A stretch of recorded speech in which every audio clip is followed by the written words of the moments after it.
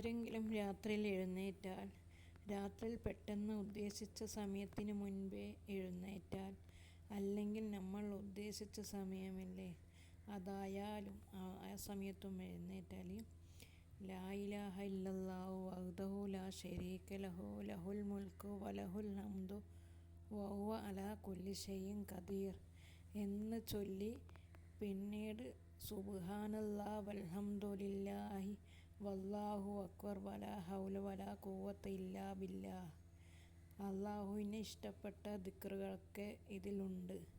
ഈ ദിക്റുകൾ പറഞ്ഞിട്ട് അല്ലാഹുമ്മ ഗ്ഫിർലി, എൻ്റെ പാപങ്ങൾ പൊറുക്കണേ, അല്ലെങ്കിൽ ഏതെങ്കിലും ദുആ ചെയ്ത് എൻ്റെ കടം വീട്ടണേ, രോഗങ്ങൾ ശിഫയാക്കണേ, അങ്ങനെ എന്ത് നല്ല കാര്യവും ആഗ്രഹങ്ങളും ഇങ്ങനെ അള്ളാഹുവിനോട് പറഞ്ഞ് ദുആ ചെയ്താൽ അതിന് ഇജാബത്തുണ്ട്.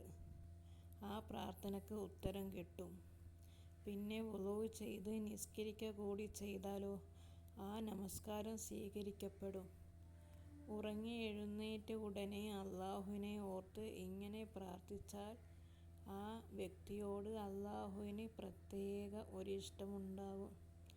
അള്ളാഹു തആല ഒന്നാം ആകാശത്ത് ഇറങ്ങി വരുന്ന സമയം കൂടിയാണ്.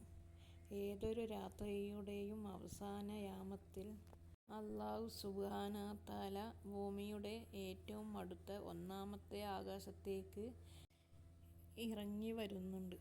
ആര് എന്നോട് ദുആ ചെയ്യുന്നു, ആര് എന്നോട് പാപമോചനം തേടുന്നു, ആര് എന്നോട് എന്തെങ്കിലും ആവശ്യപ്പെടുന്നുണ്ടോ എന്ന് പറഞ്ഞ് ഒന്നാം ആകാശത്ത് ഇറങ്ങി വരും. അപ്പോൾ നമ്മൾ ഉറങ്ങിയ ഉറക്കനെട്ടിയ ഉടനെ തന്നെ ഈ ദിക്ർ ചൊല്ലി അള്ളാഹുവിനോട് ആവശ്യങ്ങൾ പ്രാർത്ഥിക്കാവുന്നതാണ്.